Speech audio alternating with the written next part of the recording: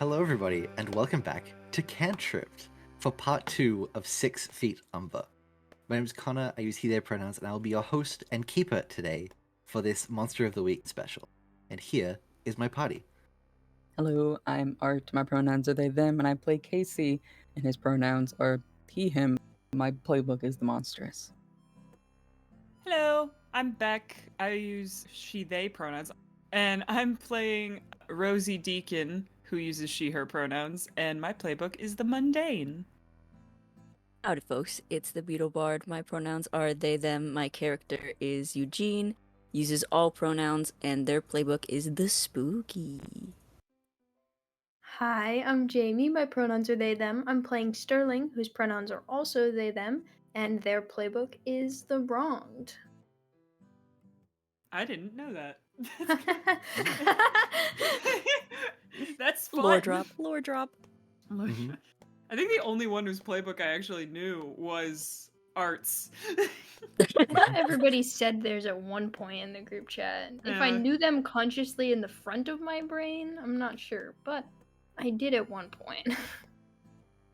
So, to give a quick recap, we are still playing with the Monster of the Week system.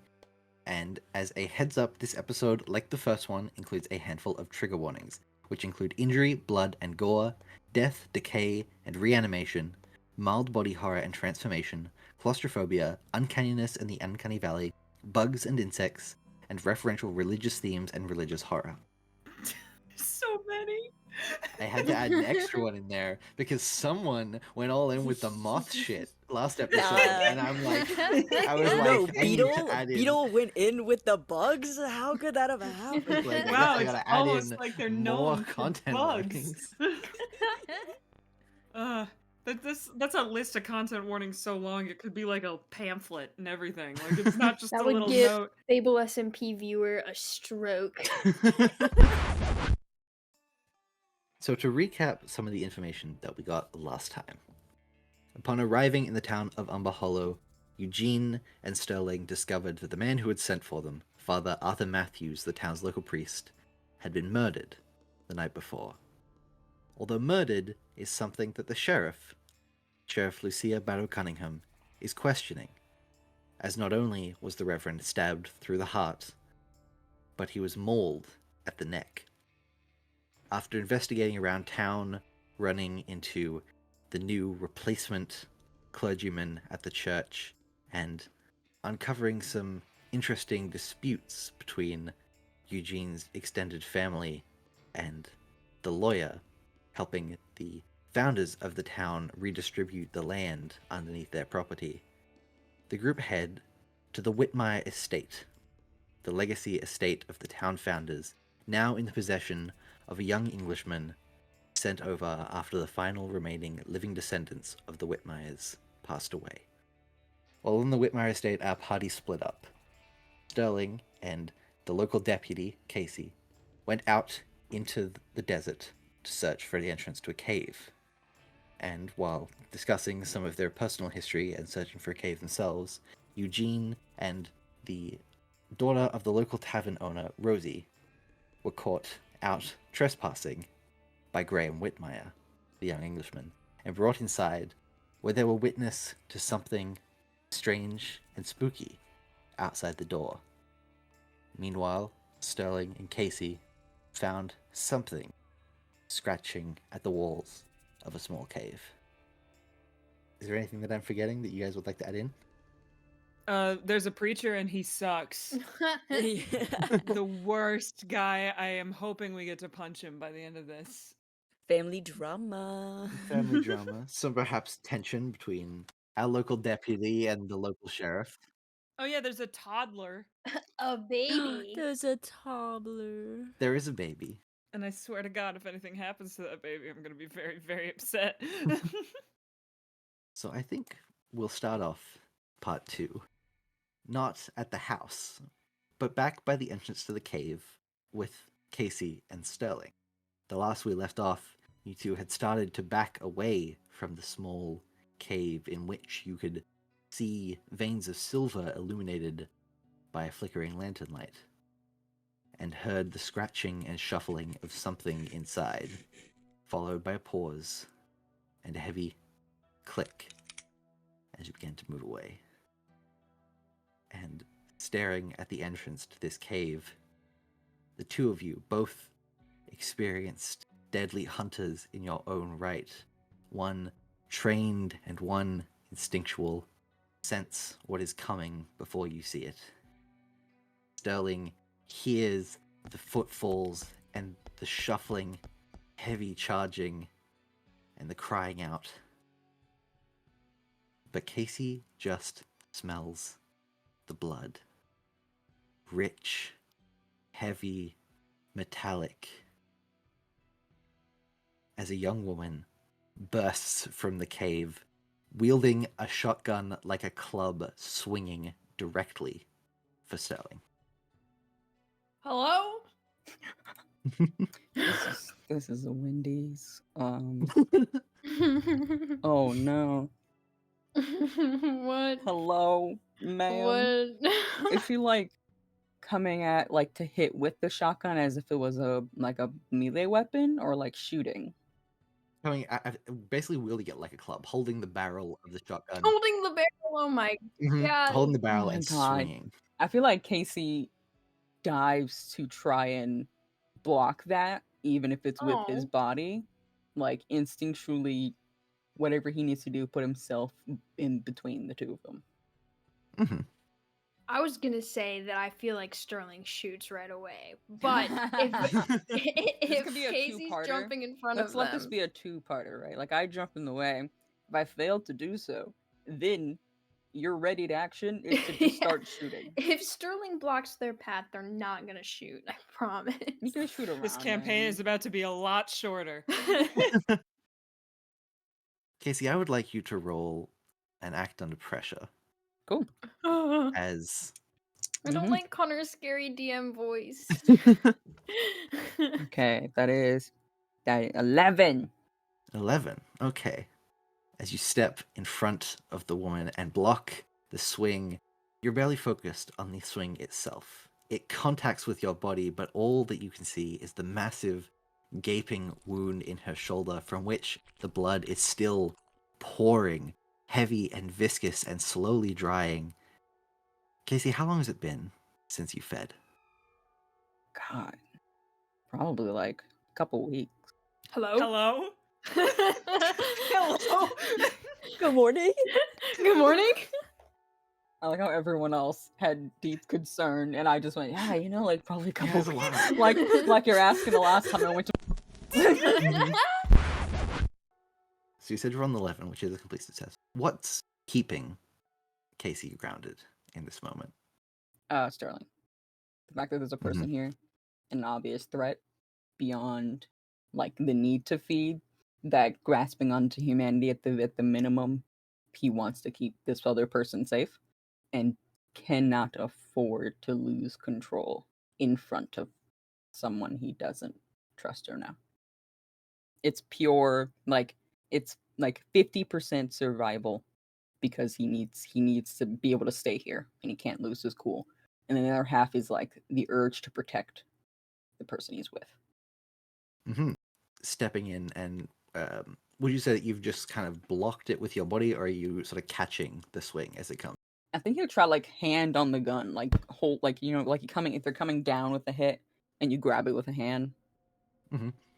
I think the second that the butt of the shotgun does like hit your hand, you can feel how little power there actually is in the swing, and basically any momentum vanishes the second it has actually made contact, and the weight of this young woman, probably not too much older than Eugene and Rosie, early mid-20s, just sort of collapses as her hands slide down the barrel and she stumbles more or less directly into you, losing her balance entirely. There's this sort of choked half scream and half cry of anger that she lets out, garbled by the blood in her throat as she sort of crashes into your chest. I think he will help ease her to the ground, but he backs up. Like he is not going to be the one that's going to be able to help this woman. Mm-hmm. And he's turning his focus on where she came from and keeping an eye out and seeing if she's been followed by whatever just did this, because it looks like a recent wound. He's got like gun out. He does not think that they're safe. So yeah, I feel like he eases her down and immediately is trying to clock if there's anything else. Where'd you come from?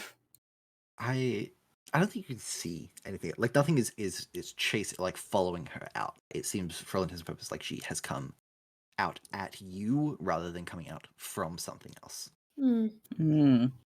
And sort of half in the dirt, this sort of choke scream morphs into just sobbing, and her entire body is trembling as she's knelt down in the dirt, sort of babbling incoherently, and not even looking at the two of you, just sort of kneeling there.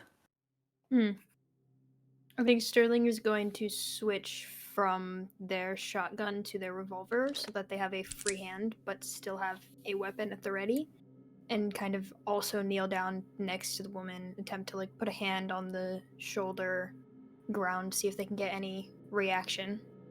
Putting the hand on her shoulder, Not the injured shoulder, the other one. Yeah, you just smack No, right no, on I it. know what you mean. Yeah, I Just slap my hand down right in the middle of Wabam. the wound. just just Ew. Hey. Disgusting. Not that. No. Sorry, not that. Cut that from the edit. No. Calling the police. You are the police, sir. You I are know. I'm calling my wife. Ring, ring, help. here. Babe, pick me up, please. I'm scared. They picked me up. God just said something that made me feel like I want to throw up a little bit in my mouth. Connor is our intrusive thoughts in our brain. No, real. Like, we're thinking it doesn't mean we have to verbalize it. The wound itself is not the problem. It's God's description of the wound. That's really that I need to go home. Yeah, you wouldn't believe the shit that God just said to me. Like, Anyway, putting your hand on her other shoulder, she does flinch back and jolt, and the movement is sluggish, and there is a slight beginning to glaze in her eyes. No, just breathing heavily and slowly, eyes like trying and focusing to settle on you and sort of taking in and making sure that you are a person. And I think you've seen that look before, that look of someone who has seen something very wrong and is searching for anything that fits their established view of the world. Yeah, I don't let her see Kasey. don't let her say Kasey. Looks away. I think Sterling is like, it's all right. My name's Sterling. What's your name? Cassidy? Cassidy Wilder? What? It's very nice to meet you, Cassidy. Where is it? That's a very good question. What did this to you? What is it? She told me we're gonna meet here. We're gonna run off. She fixed it. She fixed it all, and we were gonna. It wasn't her. It was. Oh, I think Sterling's expression is normally really like stoic, and like on the character sheet it says untouchable eyes, but there's a moment. Cassidy wouldn't have figured that out by now probably, but there's a moment where that mask breaks for just a second, and they look like they might cry, but then it's gone really quickly, and they're like, "It's all right. It's all right. We'll find her. We'll find her. Where? Can you tell me what happened?" No, yeah, it's not. It's not like I think that at this point she's sort of thrown forward and grabbed onto the arm that's on her that you've put on her shoulder. So it's not her. Its bones were wrong, and it's too long.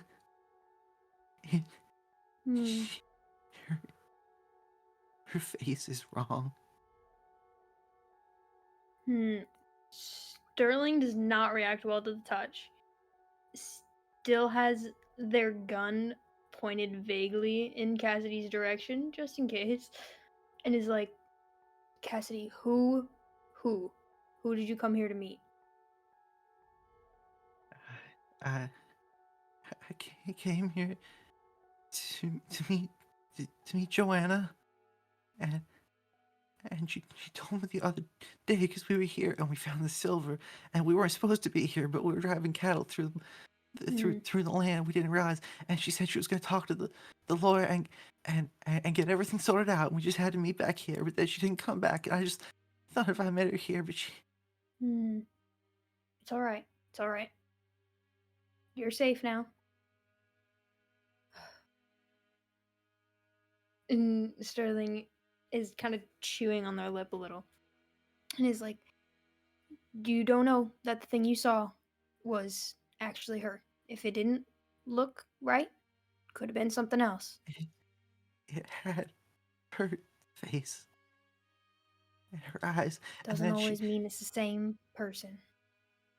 I was waiting by the cave, and I heard her calling on the wind, and then it wasn't her calling, and then she was and like a hand kind of drifts up to the wound on her shoulder, and it's sort of in that crook of the neck. It's not quite into the neck and the jugular. It's sort of the bite has almost missed and sunk right into the meat of the shoulder around the collarbone. But she's losing a lot of blood, and very quickly. Okay. And you can see her sort of swaying on her knees as she's speaking as well. So I think Sterling is like, "All right, listen, we'll figure this out. Right now, we gotta get you safe."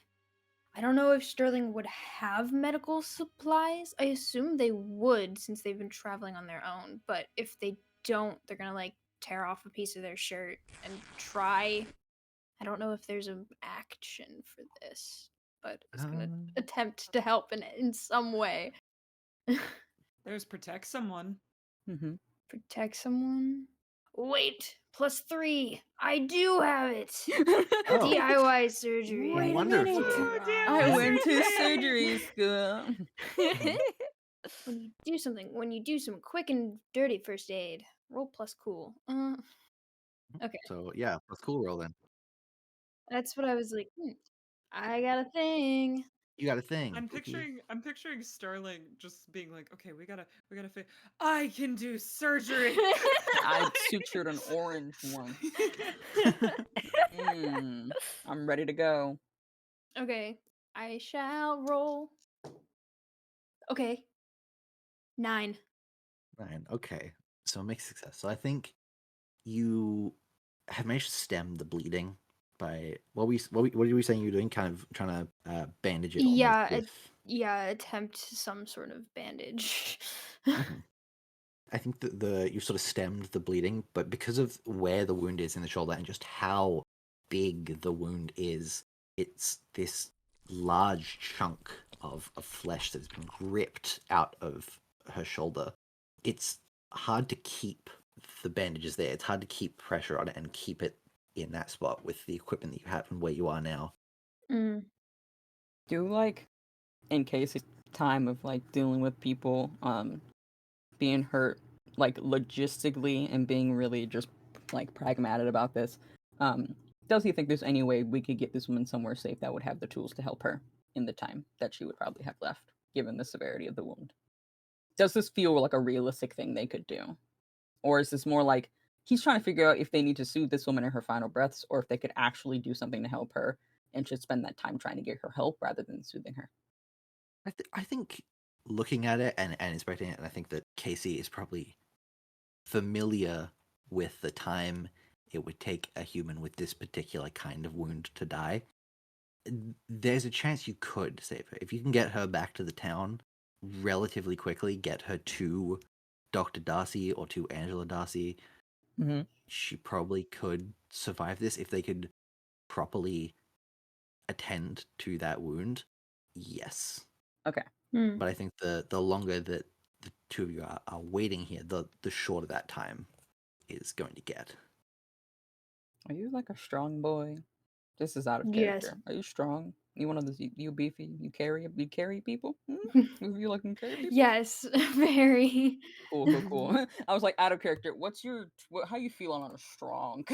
Before I act this in character, and like No, visually, you're that's- just like a little guy, and I'm like I'm silly. No, I think Kasey tall, is like broad. wonderful. I plus think 2 to Kasey is tough. still. Oh yeah, you're tougher than me. You do this. I have other things that do make my tough cool, but it's not that. Kasey will look over to Sterling. I think he's been keeping his attention on the cave and just the surrounding area.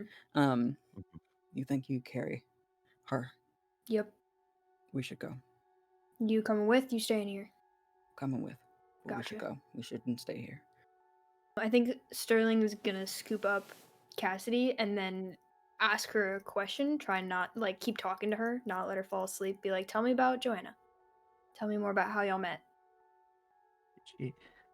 Her family drives cattle through my mama's property, and we let him graze there sometimes, especially during the winter nights, and I help her sometimes when she comes That's through. good. And then That's good. we used to come through here back when it was the different owners, and when we came through here this time, we found silver, and Mm-hmm.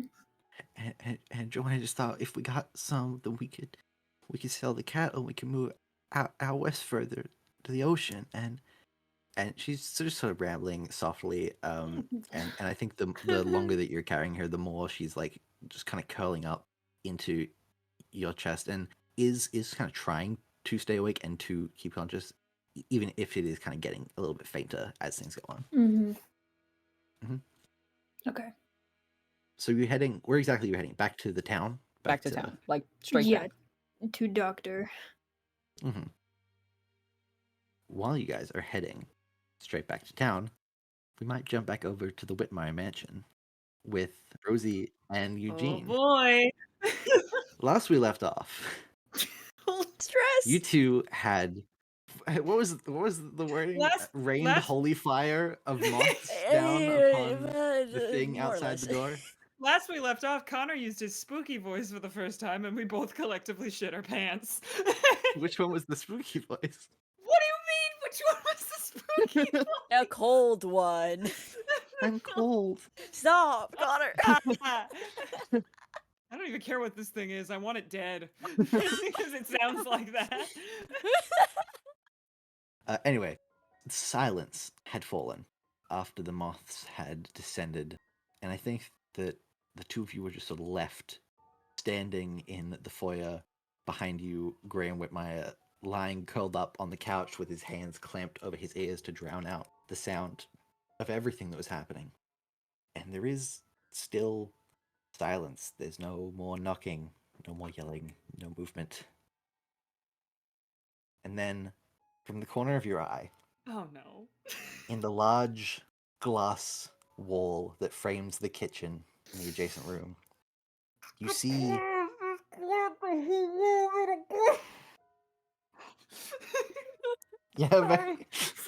Sorry.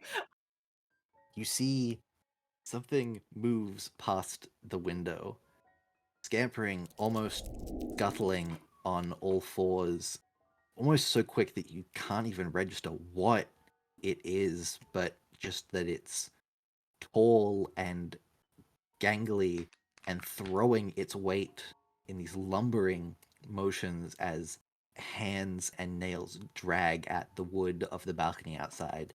And you just catch the glimpse of something that is not human. And for a long time, Rosie especially, I think that's the only words that do come to mind. It's not an animal, it's just not human. Should be. It has arms and legs and a head on a neck that is bent upright to look forwards. But everything is stretched out from the torso in a strange way as it barrels past and vanishes out of sight on the other side of the glass window. I think when it moves across the window, Rosie like shrieks and probably falls backward a little bit because what the is that kind of energy? So yeah, I think she is on the floor. I think she is also at the same time like kind of scrambling to load her gun because the only normal reaction is to shoot the fuck out of that thing in her mind. And I think she's sort of like muttering under her breath, like, okay,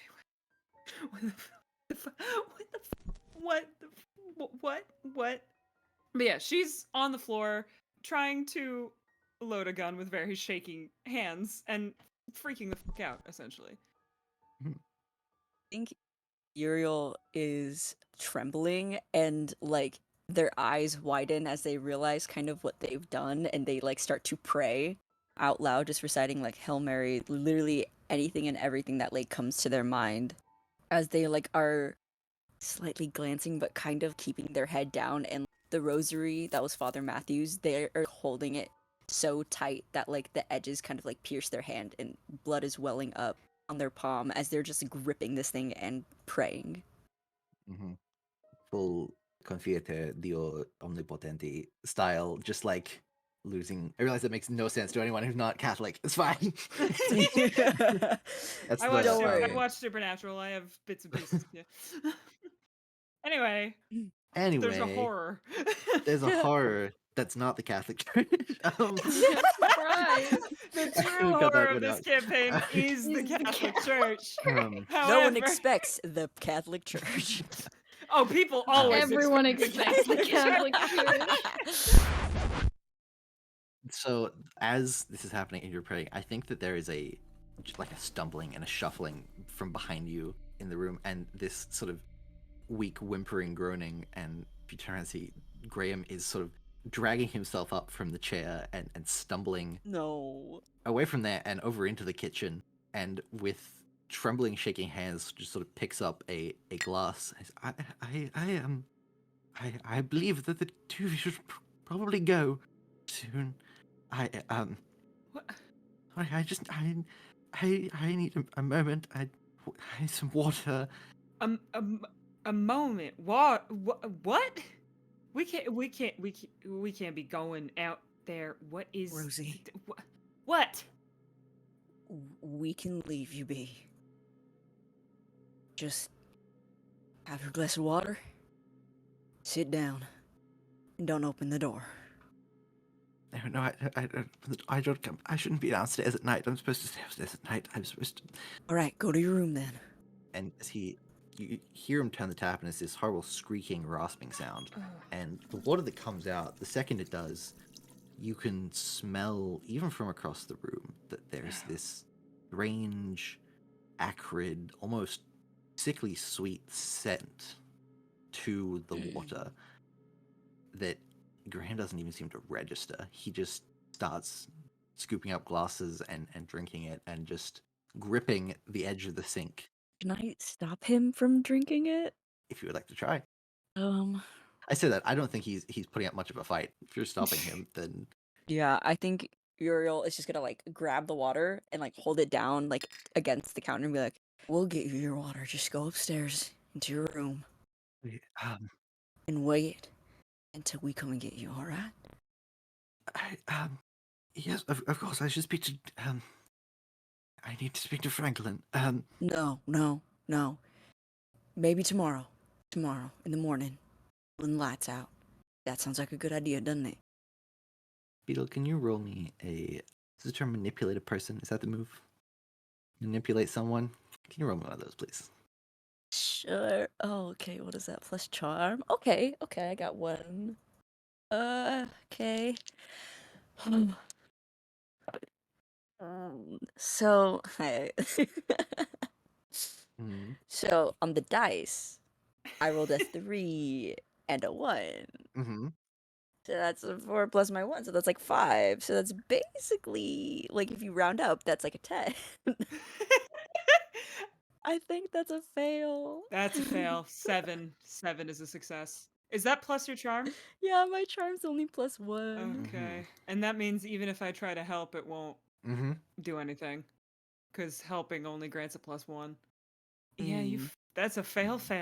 That's Shit. a fail. Mark experience.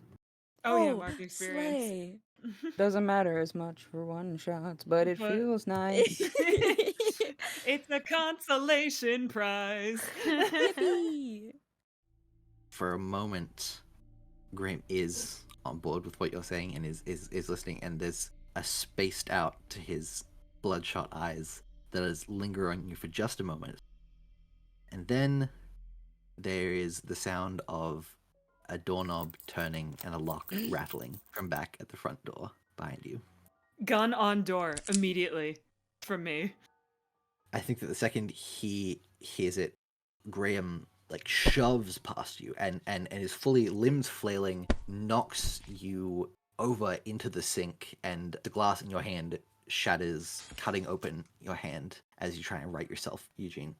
And meanwhile, back out in the foyer, Rosie sees the door swing open a little more suddenly after the sound of this shattering glass, and a man steps in who you've seen before today already in the church.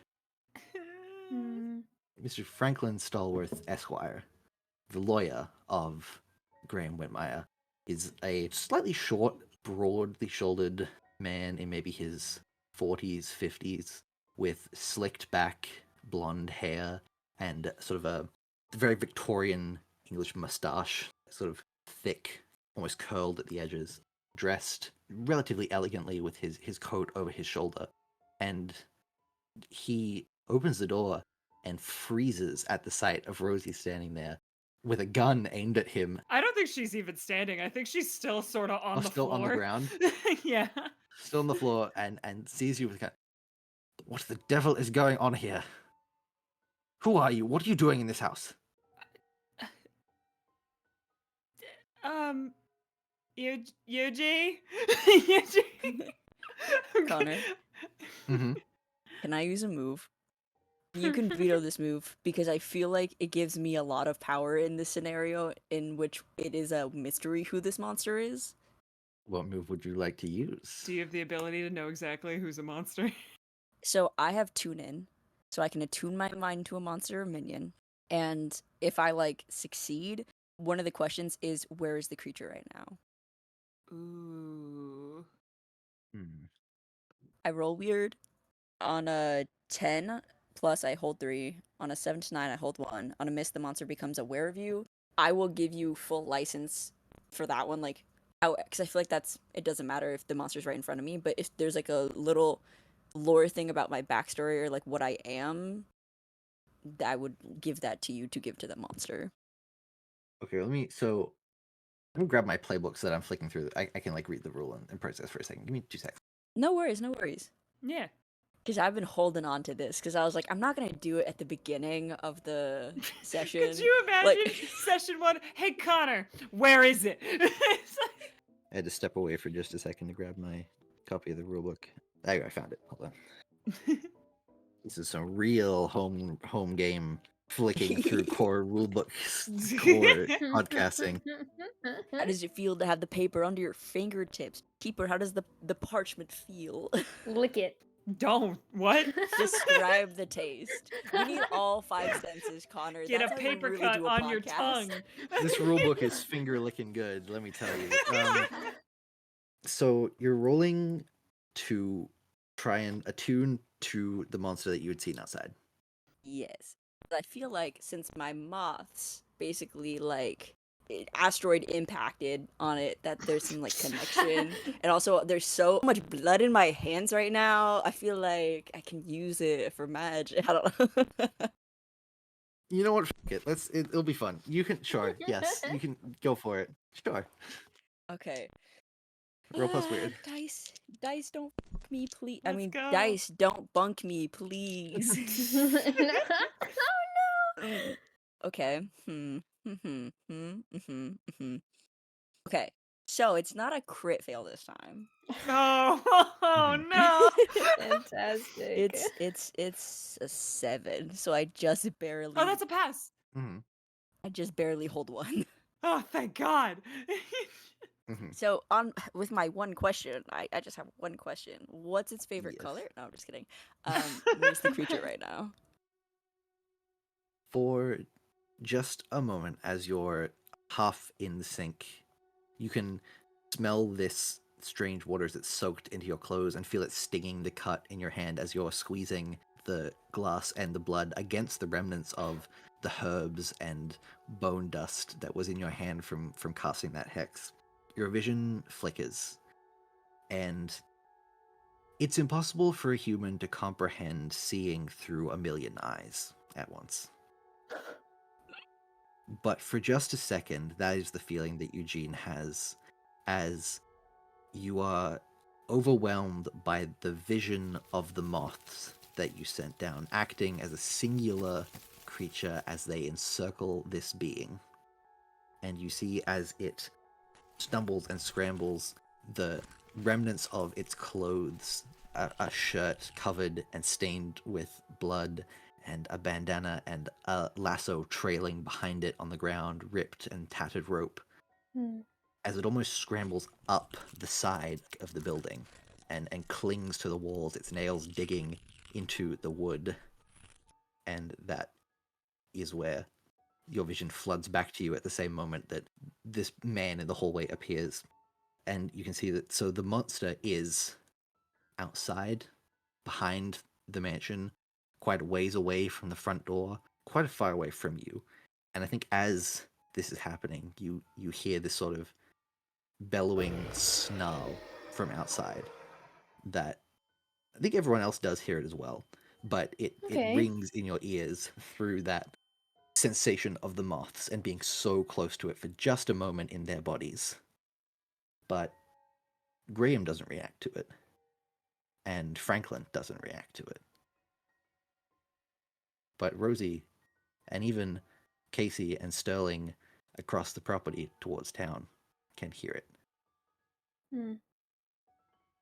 Okay. I think Rosie jumps, and I think she does not take her gun off of this new guy who just came in. And I think she's gonna be like, okay, you back up. I don't know. Is that you? Did you do that? Did I do what? What are you doing in here? This is... What is that? Mr. Whitmire is a very ill young man, and he should not be disturbed, especially at an hour like this. Who are you?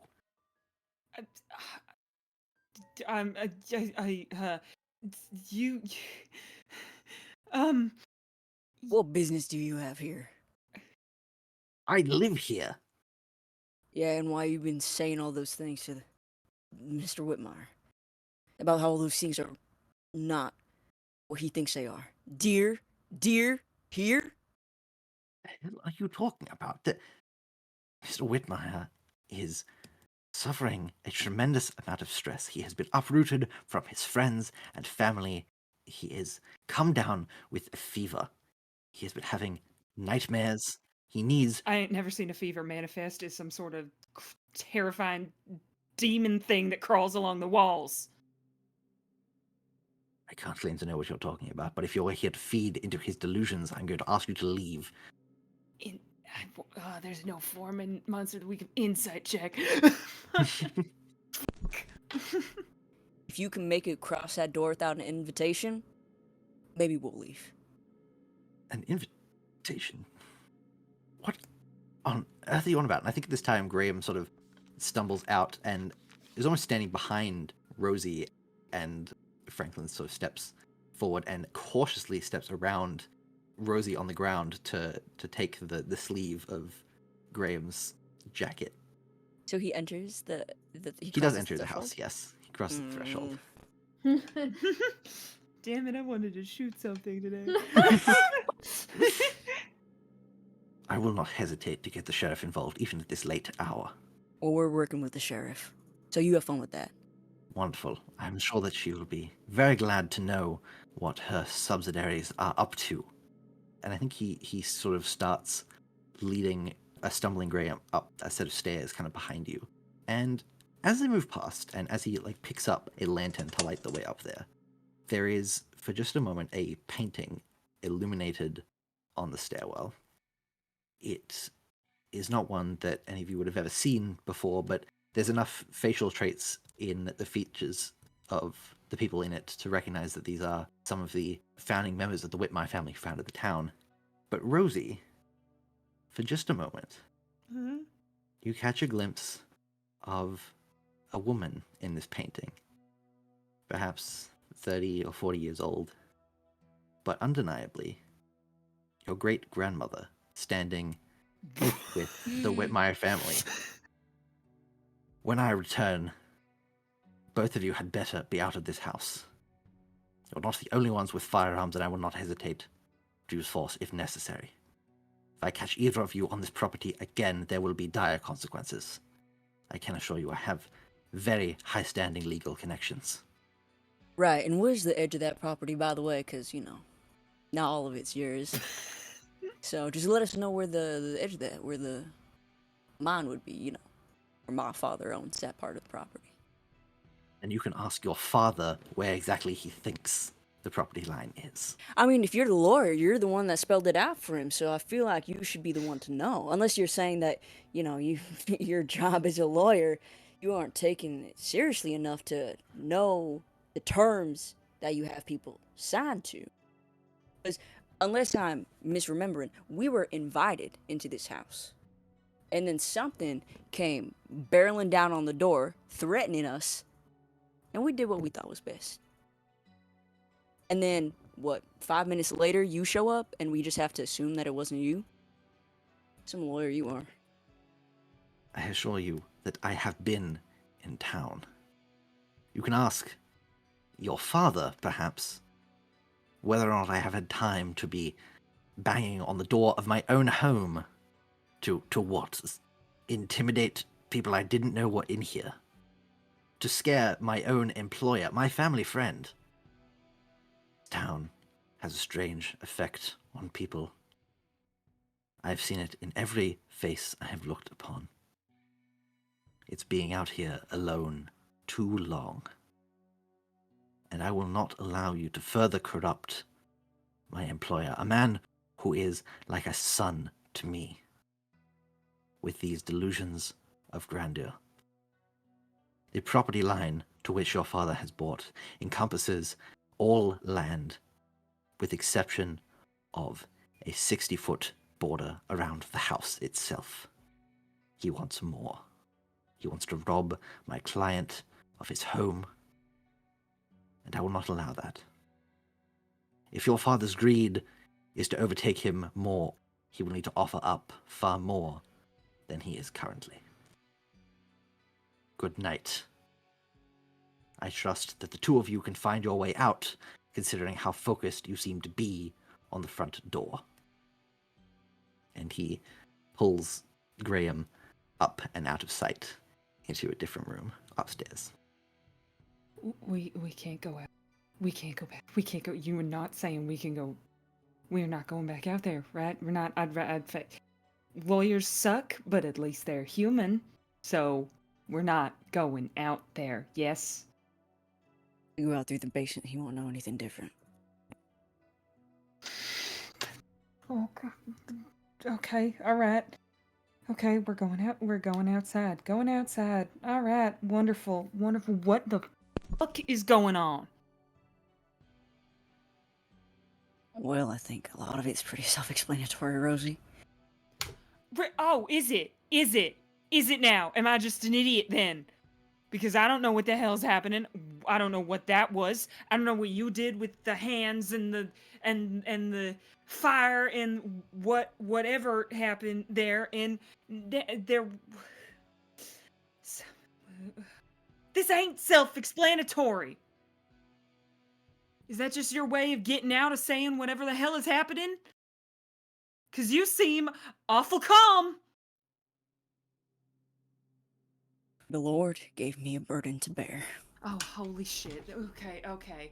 Look, whatever. I don't know what that was out there, but I'll tell you one thing. It sure as hell wasn't godly. That's my burden. I was given these abilities, and I must use them for good. Uriel looks like very shaky and like they could pass out. The wrath of God is inside of me. His holy fire is something that I have been plagued with, and it's up to me to return these things back to where they belong.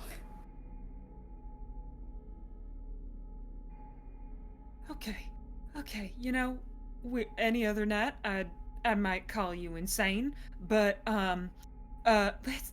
Are we supposed to leave? Can we get out? Did you get whatever you did? Is it gone?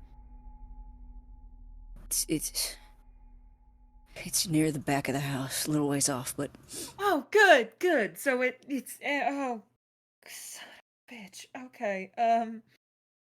How do we get out? You said base? Can we even leave without? if we go out, we might be able to find Kasey and Sterling, but Oh shit, Kasey and Sterling are outside.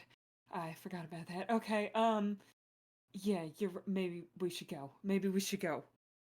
Speaking of Casey and Sterling, I feel like you said that they heard the roar thing that the monster made. Yes, they did.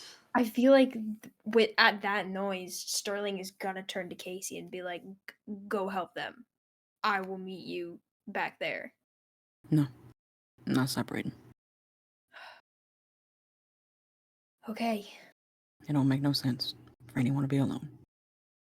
You're carrying someone injured. Okay. If you insist. That's all.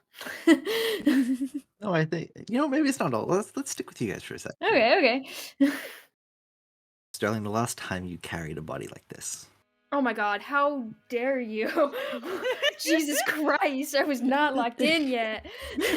Stick right here. I want to bring up some trauma. Yeah. Actually, you know what? Don't jump back. Hang on a second. Jesus Christ. Since you want to pipe up. I got some shit I can bring up on you. The last time you felt the weight of such a frail, injured person in your arms and felt their life literally bleeding out of them. Do you think that was Birch?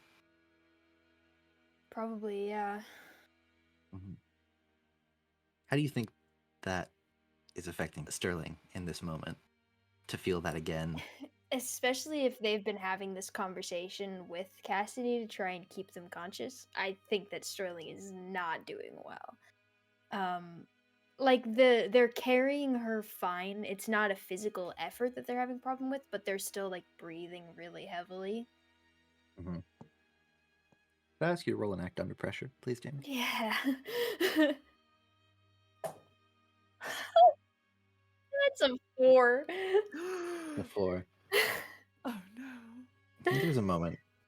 I think that Cassidy says something. Mm.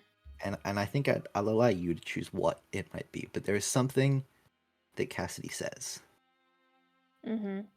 that comes out of her mouth so closely to Birch's voice in those final moments. Ugh. And it just overwhelms Sterling. And again, if it's not a strength thing, I think maybe just not looking where you're going and tripping over something and crashing to the ground. Oh. Do you have any idea what it might be that she says?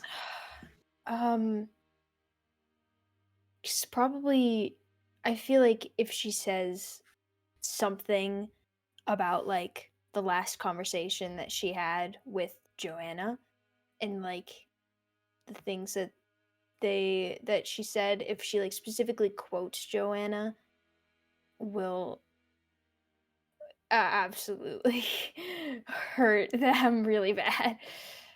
Something about like that she said that it would be forever, that we would get through it no matter what.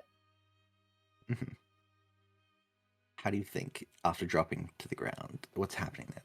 She says that. She talks about that goal of living together, that final forever, away from all this, away from the hard life of driving cattle and having to camp out in the desert, the possibility to spend forever somewhere warm and gentle with a sea breeze. And Sterling drops. And then what? I think Sterling screams like into the ground. I don't think that they like toss Cassidy or drop her, but like collapse to their knees, set Cassidy down, and just kind of continue to the ground, like face first.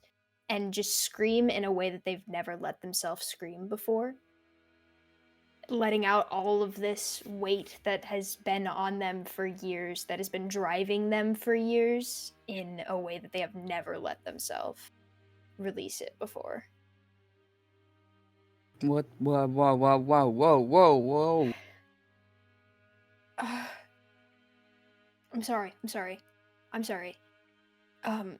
We gotta keep going. Can you? Yes. Are you sure? Yeah. Mm-hmm. I think he's concerned, but like there's a bleeding out girl, so like he can't only be so concerned, and probably doesn't want to deep dive into someone's personal backstory while a lady's bleeding out. You know, probably just not good enough. Good thing to do there. But he is like double taking, sticking closer instead of like me walking ahead and surveying the land and just like, what the fuck, dog? No, yeah, and then Sterling will brush it off pretty quickly and scoop Kessie right back up and continue on. With a different level of untouchable in their eyes. Mhm.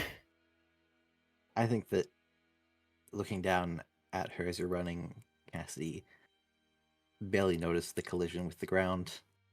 I think that Cassidy's still with you and still breathing. You can feel her breath against your chest, as shallow as it is, and you can still feel the warmth in her even as it's dwindling.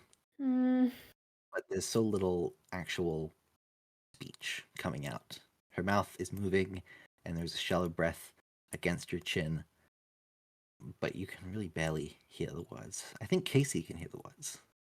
I think Kasey can hear mumbled apologies and just gentle crying as this is happening. Interesting. mm. He is not the guy to have helpful times here. He's not. And I would like to maybe pick that apart just a little bit while we're doing this little character moment. How often do you think that Kasey is really confronted with this need to help and being unable to as deputy? I think probably all the time, considering the nature of his job and what he is. Mm-hmm. He just doesn't know this person or what's going on, and there's a woman actively bleeding out. He doesn't have the tools, like this woman who's bleeding out. Sterling's losing it. There's too many factors that are, one is going to be death, and the other one's going to be, you have someone you came to town with who can help you with this. It's not me. I'm not going to be able to soothe something that you are screaming about while holding a dying person, you know? That's too deep for him. He ain't that emotionally connected. That's why he's got a wife. But I don't think he's a very emotional man, so I don't think he knows what to do with this. Do you think he was emotional before the turn? No, I think he was less, actually. Interesting. Yeah. I think she made him more emotional, like Lucia, but like he's never loved anyone like that, so it's different. Mm-hmm. How much do you think the blood is affecting Kasey right now? The smell of it lingering and cloying and sticking now to Sterling as well. I feel like over time a bit less, but it depends on how long we have to do this walk, because it's becoming dry blood. It's wrapped up in the haphazard wound wrapping, so it's becoming less appealing the longer it is sitting. It starts like drying and coagulating and it being covered up. So I don't know if it's as intense as when it was fresh, bleeding out everywhere, flailing person wound. But he's certainly concerned. He's certainly thrown off his game. He thought we could just walk back. He's like, dang. What was that friend of yours name? Eugene, we need to go find that one.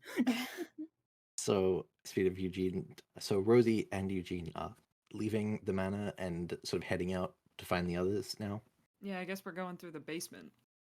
I was going to say through the best. I actually don't think that Franklin Starth would have closed the front door. He was so quick to move in. I think probably through the front door. It's basically a straight line shot to the front of the property, and you can probably see in the distance Kasey and Sterling moving back towards the property line. whether or not you can tell that they're carrying a person, I think it might be a little bit far, but you can tell they're moving slowly and strangely. And I think maybe not see the actual fall from Sterling, but certainly maybe see the aftermath and the picking back up and the stumbling. We hear them scream. I think yes, Ooh. with how Jimmy described it.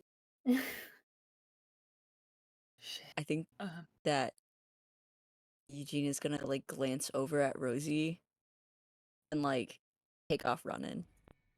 okay, good, great, thanks. She'll run off after. Eugene's been traveling with Sterling for a bit, and never once yeah. have they ever heard a single Any semblance of a noise like sound. that. Yeah. I think as they're running across the property, I think can Rosie steal like a glance over her shoulder back at the house, because I think she wants to make sure nothing is chasing them. Yeah, definitely. I don't think anything's chasing you, per se. You don't see, nothing's coming from the house back towards you. You can see movement in the upper windows where you can see past thin curtains the shape of Franklin sort of leading Graham up into one of the higher rooms of this multi-story mansion and into bed. And you can just see as you're moving this shape almost scuttle around the corner of the building in the way that an insect would move around the corner of an object. That sort of almost weightless weaving up around the side. And then you see on the other side of the house a similar movement. Oh, Something else, a slightly different shape. That same distended, bent limbs scuttle around. And possibly even duck up and under an awning and disappear as another shape again goes up onto the roof How many fucking and ducks in somewhere else. how many demons are on this property? Oh my god. Yeah, no, I think that might just be one of the scariest things Rosie's ever seen in her life. And if none of them are chasing after her, she is turning her head back and just running. Like that noise sort of run. It's the direct opposite of what could go wrong, which is ironically the move she has. But it's the direct opposite of what could go wrong. Rosie and Eugene just charging across the empty desert towards Sterling and Kasey. I think that Kasey, just the fact that your senses are more dialed up, you do hear them coming before there's really like any indication, and can kind of turn around and see them charging towards you. And I think that maybe even for just a second, you do also catch that glimpse of movement that Rosie got on Hate that. the rooftop. Hate that. But it's just overpowered by the fact that it's now suddenly your two friends barreling towards you. I think maybe right after you've crossed the property line and are nearing the edge of town, just a short walk away from the doctor's office. I think he sees them and like slows up so they can catch up, but he is not stopping moving. Like, talking be damned, they have a goal, and he's gonna keep walking towards it. Walk and talk, baby. Walk and talk. You do sort of arrive to suddenly find Sterling holding Cassidy, looking so pale and on the verge of death, and just shuddering now in Sterling's arms, her body going into shock than the actual crying sobs anymore. I have a question. Would I know Cassidy? Yes. Is that oh shit, okay. I don't think Cassidy is from Umber Hollow. Cassidy's maybe from one of the other nearby towns out in the desert, one of the other towns without a railroad. But sort of as I was describing, she drives cattle with Joanna. She moves through large portions of the local landscape at a time. So I think she's maybe a seasonal visitor, comes through every couple of weeks, couple of months. The two of them will stop by. If they have the money, will stay maybe in the saloon in some of the rooms upstairs. You've probably known her for a couple of years on and off. Hi, how's it going? We just what is that Cassidy? Yes. What happened? What? No, there is not time right now. Are we close to the doctor's office? I think once you kind of get to the town, it's only a short walk. You can kind of get to the doctor's office. Okay. The front door dramatically bursts open through the door. Yeah. So you're going in the Mhm. front Yeah, door or really. the back door to the morgue? Our front Front door, door? the closest door, the door. Whatever's the Closest- closest one. No one's questioning which window we enter. We need to get in. I think it's your turn. Paint me a word picture, Jamie. Describe how you think the entering of the doctor's office is going. Yeah, no, like Rosie's talking at Sterling, and Sterling is not looking at Rosie and is barely responding with like one-word answers as they continue to rush to the doctor's office. And I think like, what are the doors? Is it like saloon? I'm picturing saloon doors for some reason, and I don't think that that's. I don't think it's a saloon doors. I think it's just like a front door. Okay, I think they're gonna like. I don't know if Casey's opening it. Yeah. Gonna barge in and just shout for help. I think that there is shouting from upstairs for just a moment, and suddenly just the hammering of footsteps as people are coming down from the house above the actual doctor's office. You sort of enter into a small waiting room, and behind that you can see a window and a door into an actual medical room. I'm going in there. I'm not waiting for help. I'm going into the medical room. I think that before Angela, who you met previously, can get downstairs, Dr. Darcy emerges, probably with a pistol of some kind in his pajamas, more or less. He's still wielding a pistol, just shoving the glasses up onto his face. He's probably in his maybe 50s, balding, dark hair and beard, and sort of small spectacles that he's adjusting as he's wheeling around. What is going on? Deputy Rose, what is happening? Somebody's hurt. You need to help them. Damn, all right. That's what's going Shit. on. Ange, bring the equipment down as quickly as you can. Get dressed. God. And he sort of I think just like tosses the gun to the side. I don't think it was actually loaded. I don't think he had time to do that. I think it was mostly an intimidation thing.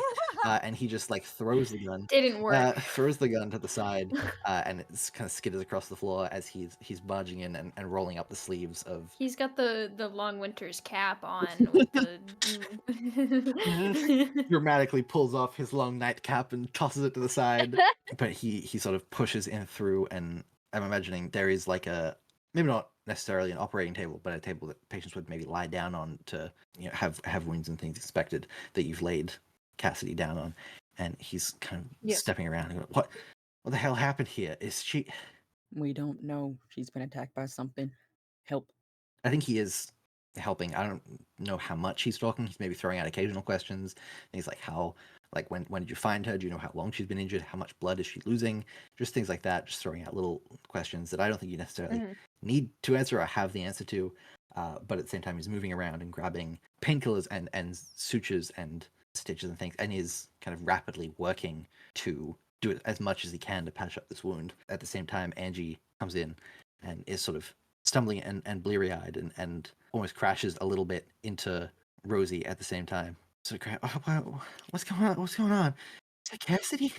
Yeah, I think. I don't know what happened. We were investigating. We split up, and when we got back together, they just had Cass. I don't know what's going on. I think she moves around and starts helping her father sort of clean the blood away and inspect this wound and patch up this wound. The same thing did this, didn't it? Whatever hurt or killed Reverend Matthews, right? Assumedly. I think that maybe as Dr. Darcy kind of manages to stabilize the wound and sort of pushes Angelica out of the way a little bit, Angelica takes out some pieces of paper and starts sort of almost sketching out the size of the bite marks and the way that this bite mark is set. And you kind of see, looking at it now, cleaner and in a much more intact state than Father Matthews was.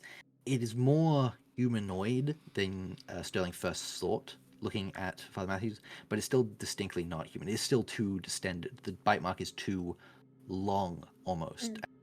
The human jaw can only move so far because the skin of the cheeks is holding it in place. And if that is not there, it can open further. And that's what it looks like. It looks like the jaw has opened far wider than a human jaw should be able to. And the teeth seem so much deeper embedded in the flesh than human incisors usually are. And I think at this moment, more people come barreling in through the door of the doctor's office, having seen you all come in. Specifically, Sheriff Lucia charges in and just envelops Casey, just wraps her arms around him. There's no conceit of professionalism. I feel like he was about to like he was thinking, Oh hell yeah! I'm about to beat the fuck out of whoever tries to run in here like nosy ass town people. Like he was probably thinking there's just some nosy people who are like, oh my god, they're carrying a body. I'm gonna go run in.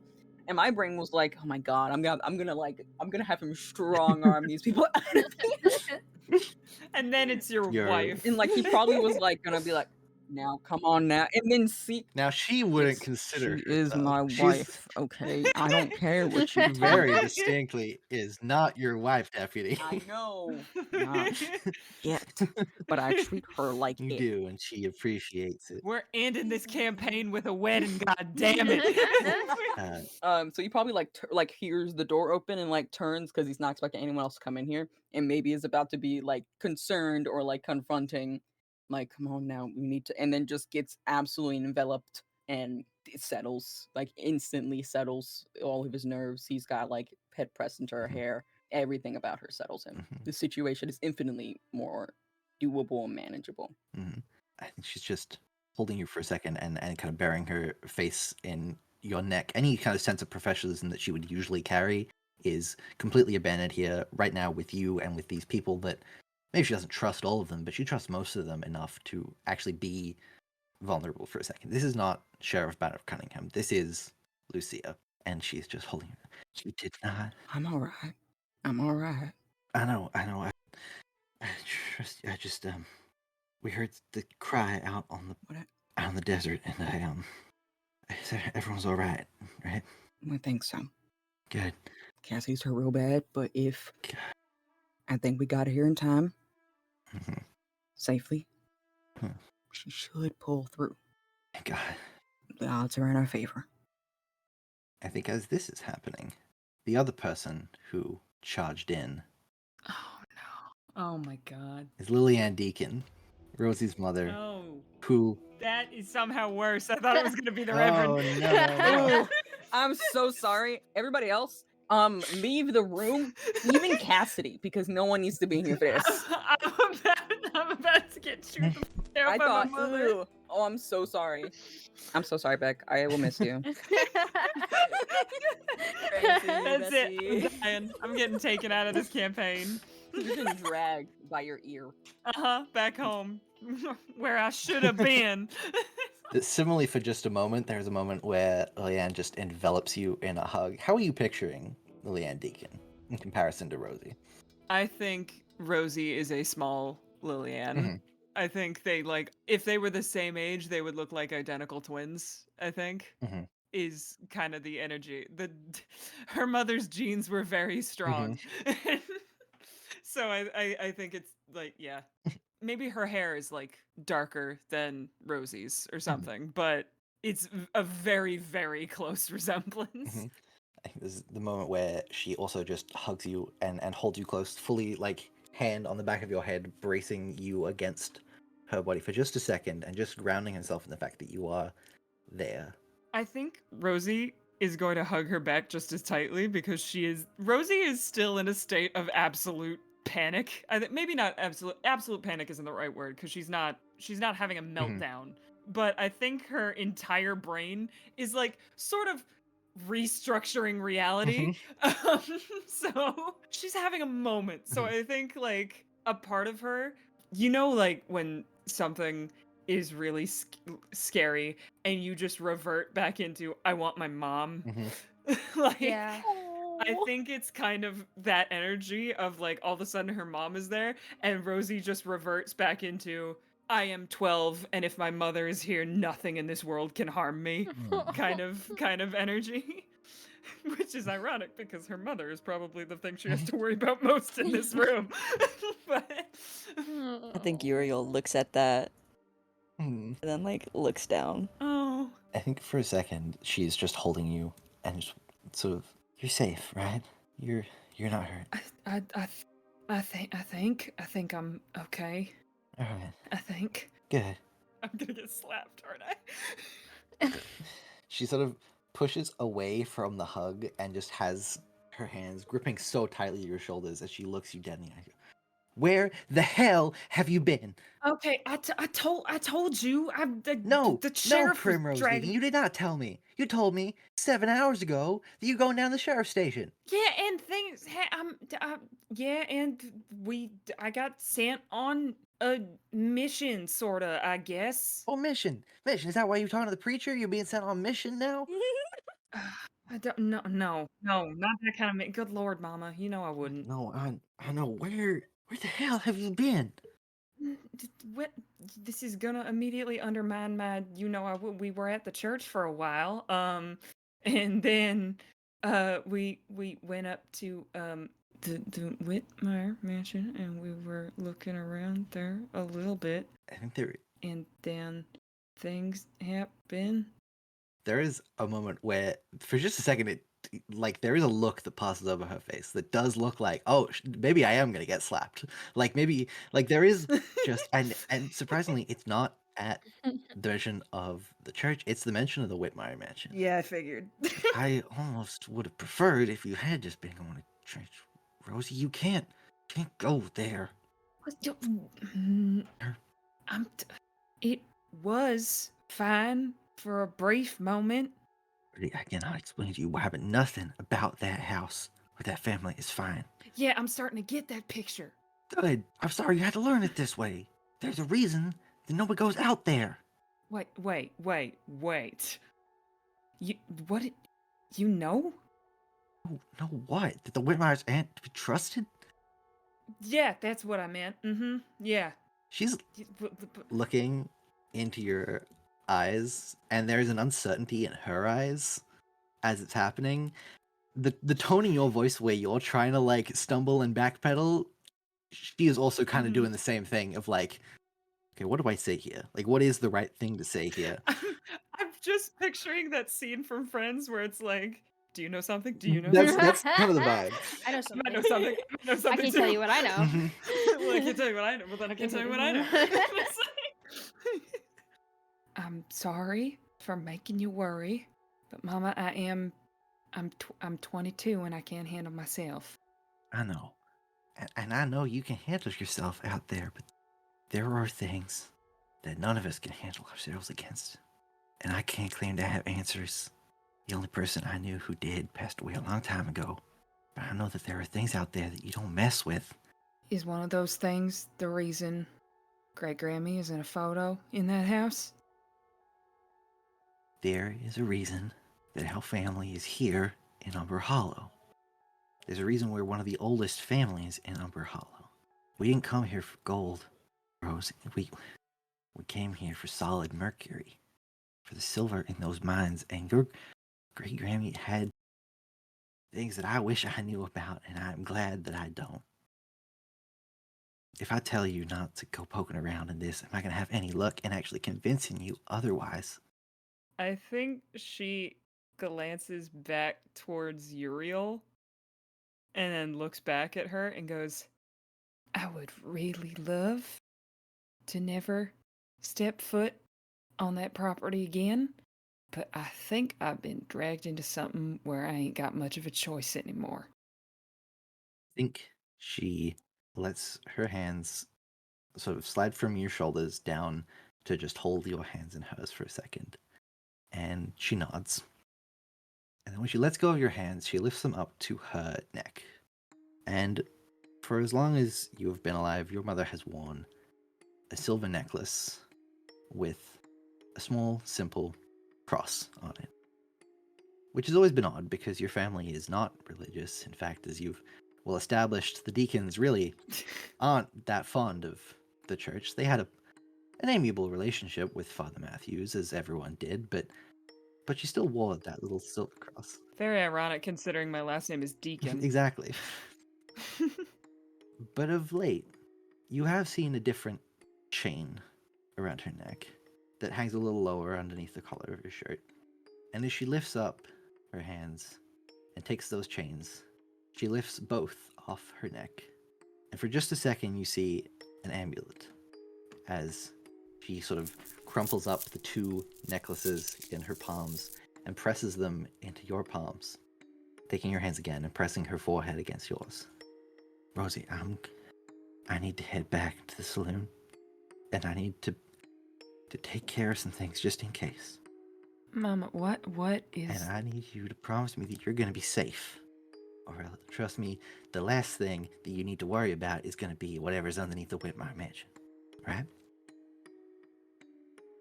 I never said we were going underneath it. I think she just looks at you for a second. And then she lets go of your hands. And turns around and just goes, Sheriff, Deputy, Doctor, and just walks out, leaving you with the necklaces in your hand. Can I open my hand to see? You can. Held in your hands, that simple silver crucifix, and sculpted in black iron is a pentacle, Oh shit! 5-pointed star in a circle. My mom's a supernatural fan. Oh my god. Oh my god. Okay. Leave. Get out Get of outta here. here. Go. All right, fine. I would know what this symbol is. Yes.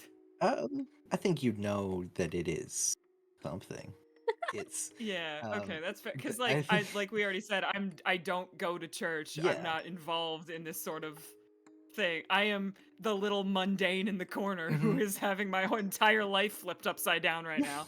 I think you know that it's certainly not, the religion of the church, and it certainly doesn't seem to be exactly whatever Eugene has going on, but that it is something, and that it is sort of a sacred symbol, and that maybe there is some very faint childhood memories of your great-grandmother talking about the symbol and about it being one of connection and safety and being held within that circle. Okay, I think with those memories and the fact that her mother just gave it to her, I think she'll put that on then. While Kasey and his soon-to-be wife were like being all cute, and then like Rosie and her mom were like having that like moment. I think that Uriel really just like looked over at Sterling and was like neither one of us has a person to look at.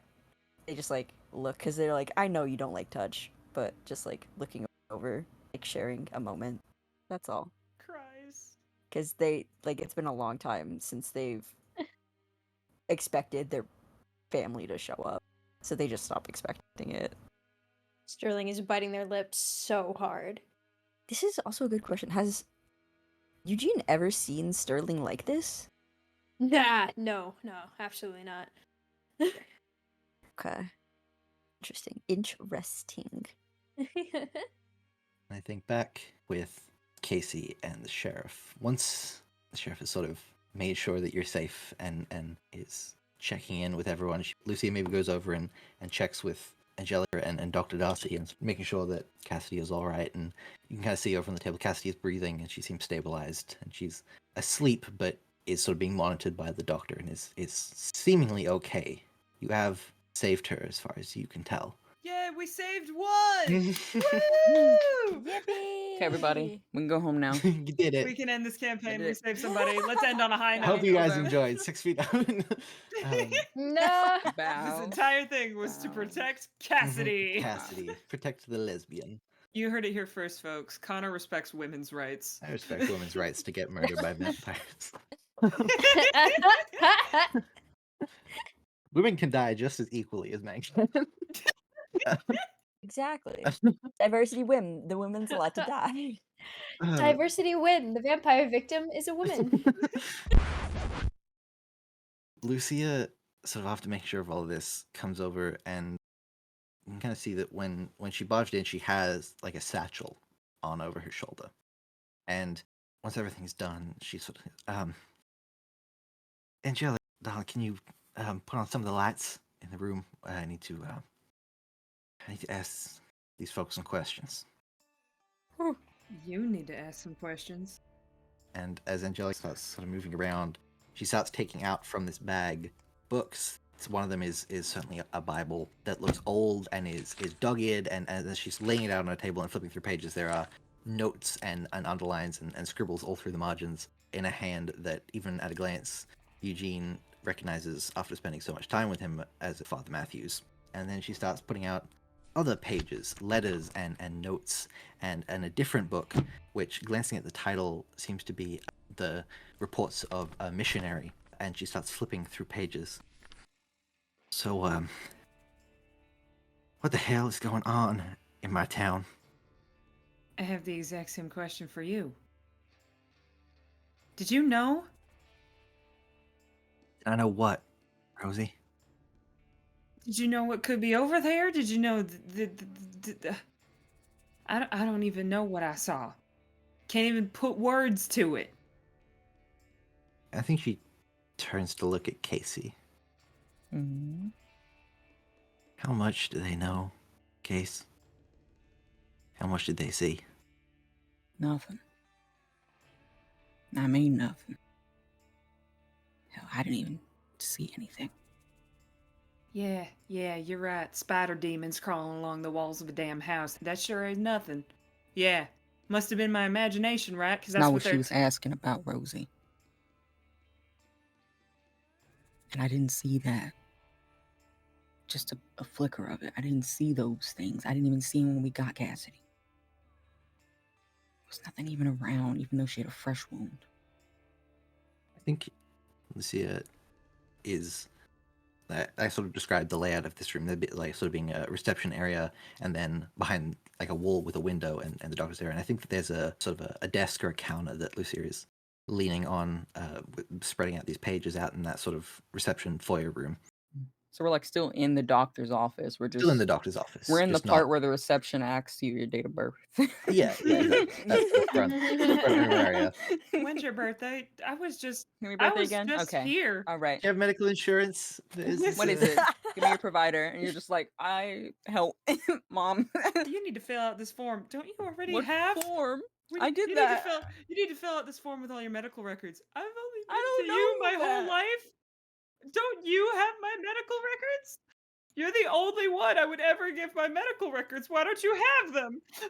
Have you gotten all of your shots? What do you say this like I'm a dog? Who needs my yearly rabies vaccine? Where's my Now, mom? to be fair, I'm calling my mom. if anyone did need a rabies vaccine, it might be Kasey. Yeah. Yeah, we probably should. We Yeah, probably that's could have started true. him on a round and would have saved us a lot of trouble. Well, Mm. now here we go. I would have had a different playbook if we had gotten him in time. I think he's apprehensive in this space because we're still just casually in the doctor's office.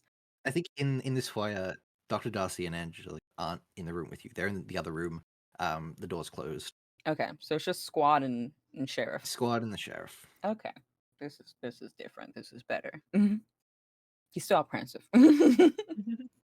She sort of elbows on the table, like head resting in her hands, and I'd imagine Casey's kind of standing near her, and she just kind of leans sideways just enough to press her shoulder kind of against your side, just to sort of ground herself in this moment. She goes, I did not know what exactly was waiting out there, but I think that Father Matthews did. And I don't know how long he's known, but I know that he's known about you. And she kind of lifts up her head and points at Uriel. I think he's known about you, Eugene, for quite a while. Asking questions, tracking down folks who remember that day in the mines. There's not a lot of them left, is there? Can I roll something really quick? Sure. I want to roll if Eugene is more scared of lying and sinning or more scared of their father. Ooh. Jesus Christ. I know it's a character thing and it's a really cool character thing, but I so badly want to just laugh over lying is a sin. Okay, hold up. They're more scared of their dad.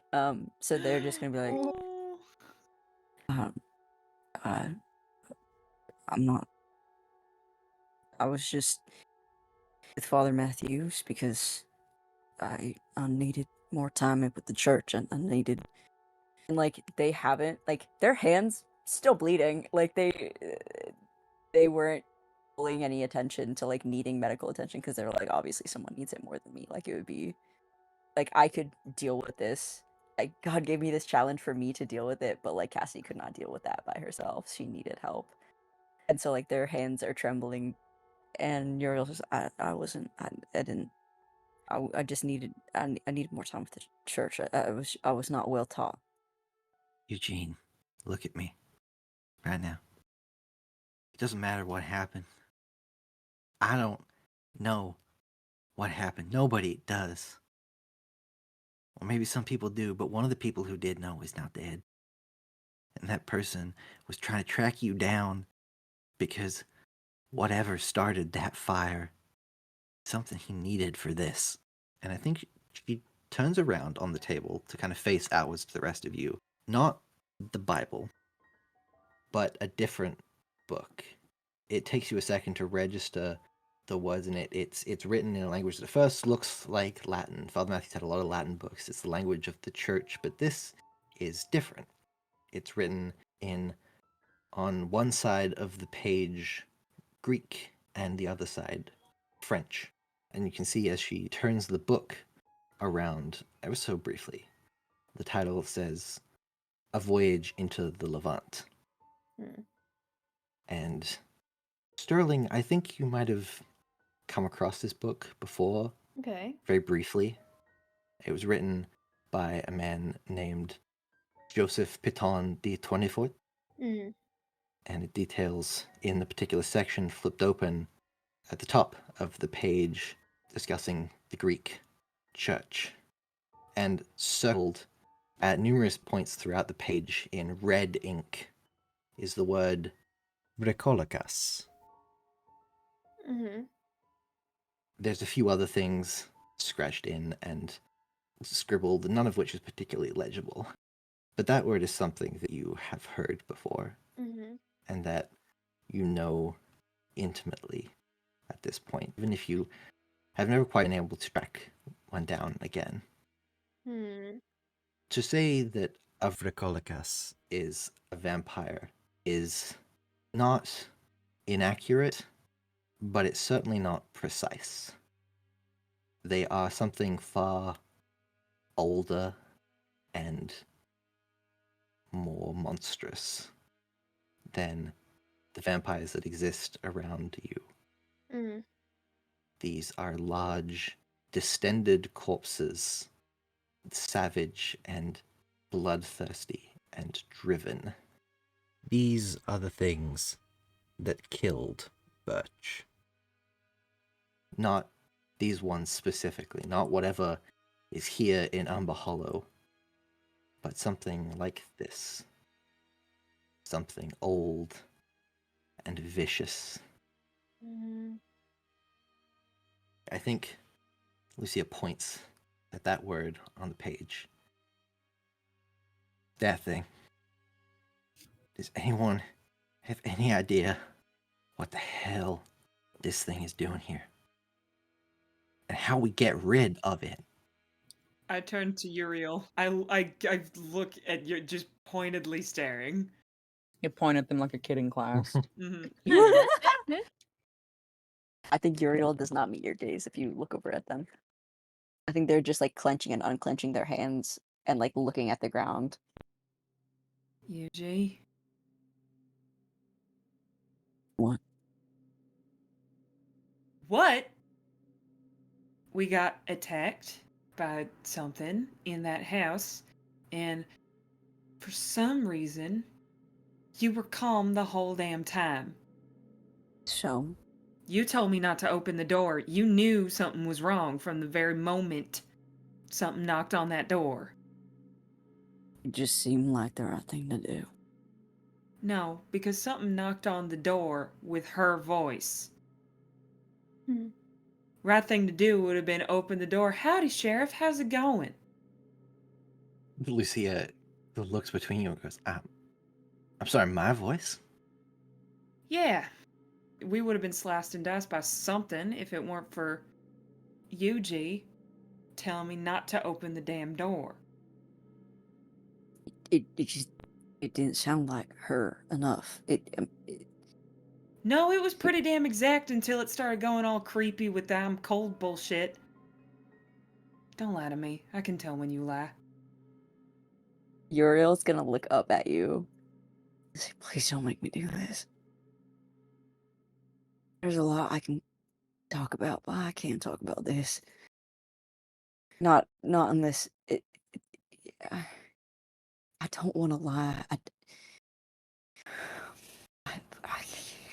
Could have died. We might still die. There were 3 of them on that house. I wouldn't have let you die. You can't control that. I wouldn't have let it happen. Well, why don't you make that job a whole lot easier on yourself by letting me know what the hell is going on and everybody else along with it? I'm gonna roll again.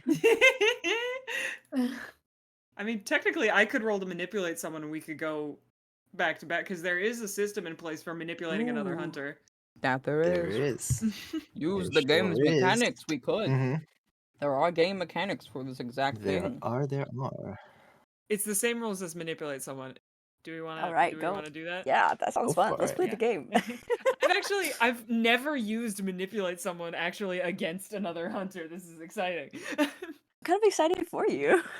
And also, this is plus charm, and I have a +2 charm, so good luck. That's a 9. Okay, so not a perfect success. So you mark experience if you do what I ask, so I guess it's up to you since this is a one-shot and experience doesn't matter as much. I'm gonna give a mixed thing. If that's okay. Yeah, do it!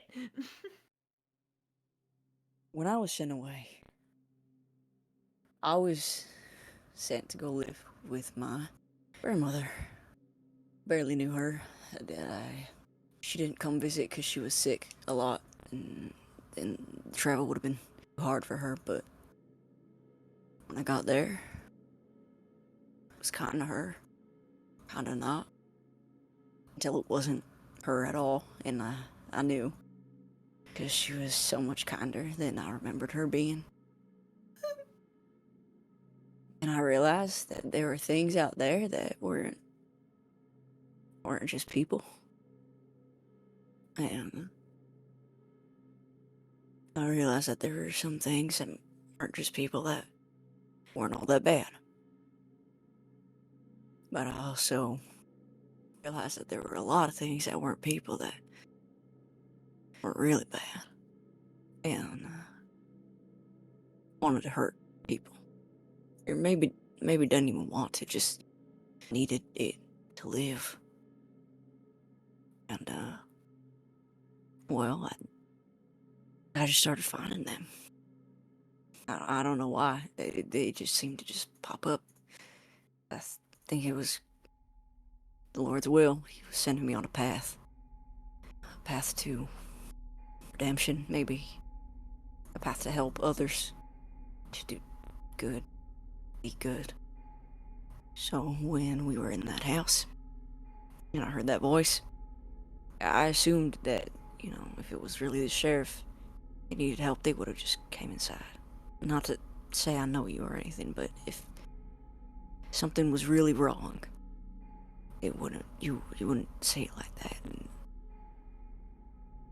And then when they used the voice of a child, I just knew it wasn't. They like to prey on weakness and humanity, caring about a stranger, about somebody.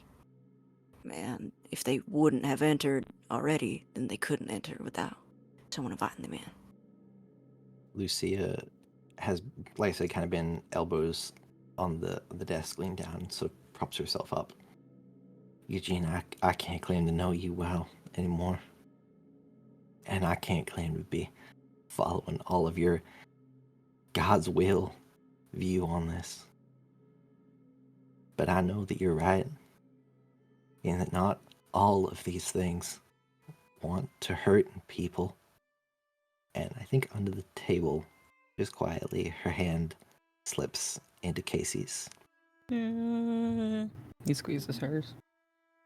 But you're right that you can help people and do the right thing, the good thing.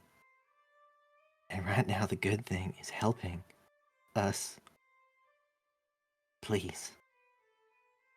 I can't deal with this.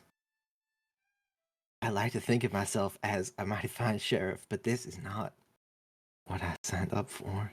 This is not what I can deal with, no matter how much I tell myself I can understand what is happening. As far as I know, only people who can help save this town from whatever the hell is out there right now are in this room. And I am asking you all, please help me deal with this. Sheriff, I don't know why that thing is in your town, but I swear on my life, it is not leaving here. Thank you, Sterling. Can't explain. I'll help, but I'll help. What are we even supposed to do? Can we shoot him? Can Collect as much silver and holy water you have in your possession. If you have methods of lighting a fire without burning the whole town down, that would be useful. Yeah, we sort out who we can trust. We stick together. As Oh no, I have a question. yes. You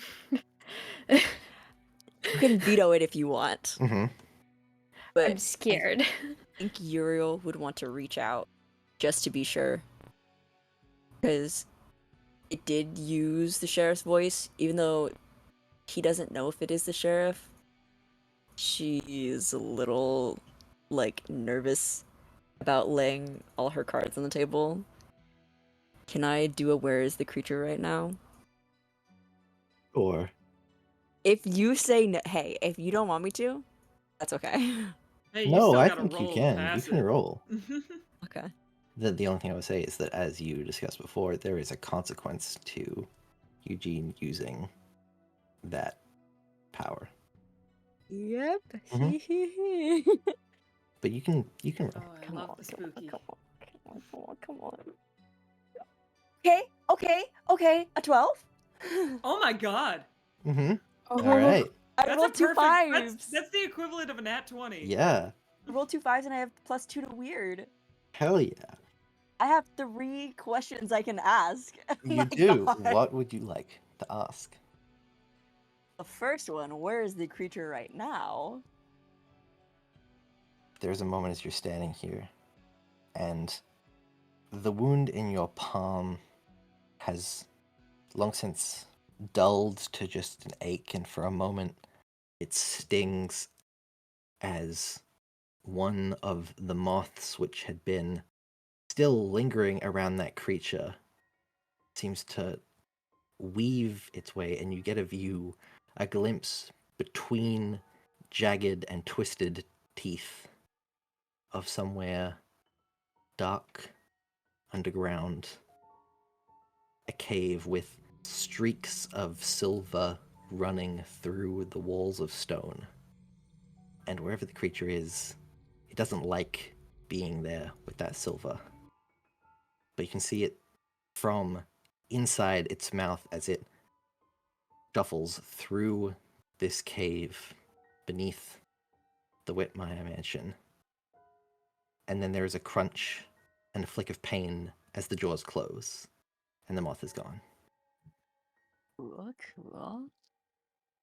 I have 2 more questions, but I don't know if the one's there. If you would like to go off book, I can answer things. It just, depending on how specific the question is, I might veto it. That's fair. Is there... You can veto this one because I feel like this one might be asking a lot, but is there a connection to an entity outside of itself, or is it just confined within itself? This thing is moving partially of its own accord, but being driven by something else. To use an analogy of bugs, like a bee to the drone of the queen, there is a level of autonomy to this thing, but there's also something pushing it forwards. There is a level to which whatever this is still who it was before. But whoever it was is lost to that drive for blood and the will of something so much bigger than itself and so much louder than whatever voice still lingers. And I have one more question. Mhm. I don't know if I know what to do with. So, one of the questions on the thing is, what is it planning to do right now? Is that a viable question? Also, party. Does that sound like a smart question? No, yeah, that sounds really smart. Yeah, I think either that one or who is it going to attack next are probably both equally good, but what is it planning to do is wider, so. May I ask, what is it planning to do right now, Connor? There is a moment where the thing that was once the moth becomes part of the thing that is now a monster. And in that moment, you feel rushing through you, Eugene, this overwhelming drive to follow the man in front of you, along with the other two things that are trailing behind you, these bodies that were once people and are now perhaps something less, or perhaps something more. And the three of you follow the footsteps of the figure holding a lantern as it delves deeper into the caves. I think that we should go and make sure the Reverend is where he's supposed to be. Wait, the Reverend? If he's in the house of the Lord, that eliminates someone from our list, and it really solidifies who I think might be a part of all this. And I also think we should collect some holy water while we're there. I think that's a good idea. So heading to the church. As you're going, Lucia is scrambling to fold up these books and put them back into her bag and following along with you. Potentially still holding Casey's hand, if he'll let her. He's never been the one to drop their hands.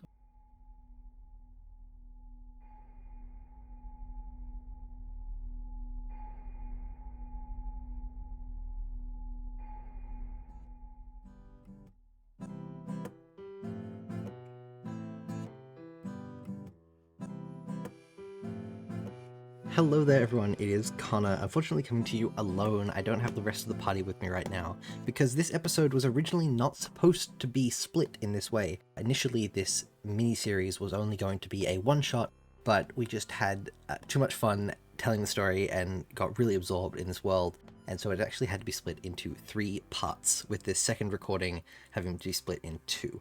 But we really didn't want to delay getting the second and third part out together, so we just wanted to drop part 2 here this week, and part 3 will be released in our next off week. So next week you can expect episode 21 of the main campaign, which, not to be biased, but I think is one of our most fun episodes, so I'm really looking forward to that dropping. And the week after that will be the conclusionary chapter of 6 Feet Umber, which I'm incredibly excited for. It was an amazing experience to play, and I'm really excited for people to hear it. I know that the pacing in this episode was a little bit different just because it was a longer recording that had to be split in 2, but I really love some of the reveals, and I hope that you did as well. We got to explore some of the mystery and got the reveal of the Vrikolikas, which I think was very fun. If you're listening on YouTube, remember to like and subscribe, or if you're listening on Spotify, remember to review and follow us. And we are now also, I've been told, on Apple Podcasts and Amazon Podcasts, so if you're listening to there, hi, welcome to Cantripped. Remember to leave us a review or a comment if you can on the platform. It really helps us grow. Reviews especially kind of help us get a foot on these new platforms and in whatever sort of charts and algorithms exist wherever you're listening. But what helps us even more is word of mouth. If you have friends who like D&D, or in this case, if they like westerns, horror, spooky things, even historical things, we got to play with some fun folklore and history in parts 2 and 3, a bit more than part 1. One-shots are a great place for new listeners to kind of jump in and test out the waters on if they like the series. So maybe throw 6 Feet Umber at them, or even some of our other one-shots like Hold Fast Heartspring, or Redshift Station, or even my other one-shots, Goods. Or of course, you can recommend the main campaign, which is amazing, and Jamie puts so much effort into it, and it's so cool. Last week, we asked you to comment who you thought might be the villain or what you thought the monster might be, and we got some really fun comments on various platforms and some really interesting discussions in our communal Discord and our Tumblr tag, the links to both of which can be found in the show notes. So if you would like to theorize and get to know some other people who listen to Cantripped, maybe check out some of those places. Once again, thank you so much for listening to part 2 of 6 Feet Umber, and hope to see you again next week for our main campaign, and the week after for our final chapter, before we leave Umber Hollow.